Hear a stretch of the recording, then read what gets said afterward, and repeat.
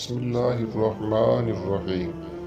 محمد بن یوسف فریابی سے مروی ہے کہ میں اپنے ساتھیوں کے ہمراہ ابی سنان رحمۃ اللہ علیہ کی زیارت کے لیے نکلا، تو جب ہم وہاں ان کے ہاں پہنچے تو انہوں نے فرمایا کہ میرے پڑوسی کا بھائی فوت ہو گیا ہے، لہٰذا چلیں اس کو تعزیت کریں۔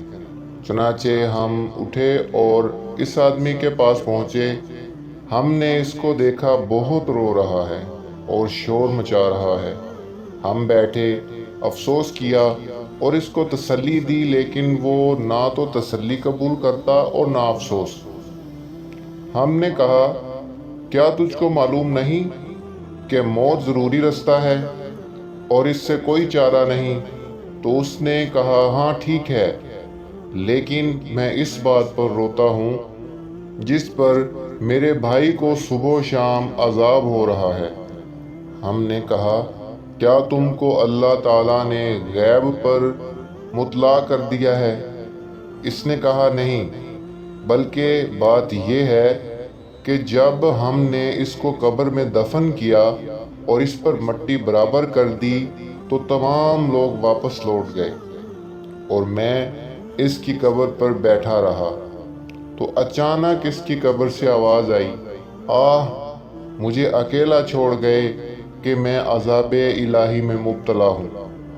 حالانکہ میں نماز پڑھتا تھا، روزہ رکھتا تھا، چنانچہ اس کی بات سے مجھے رونا آیا اور میں نے اس کی قبر کو کھولا تاکہ اس کو دیکھوں تو یکا یک قبر سے آگ کے شعلے نکل رہے تھے اور اس کے گلے میں آگ کا توق تھا۔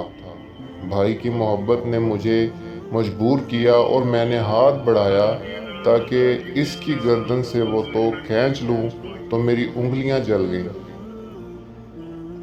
اور ہاتھ بھی، تو اس نے جلا ہوا سیاہ ہاتھ دکھایا۔ پھر اس پر مٹی ڈال دی اور واپس لوٹ آیا۔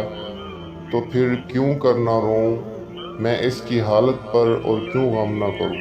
ہم نے دریافت کیا کہ تیرا بھائی زندگی میں کون سا برا کام کرتا تھا؟ اس نے کہا کہ زکوٰۃ نہیں دیتا تھا۔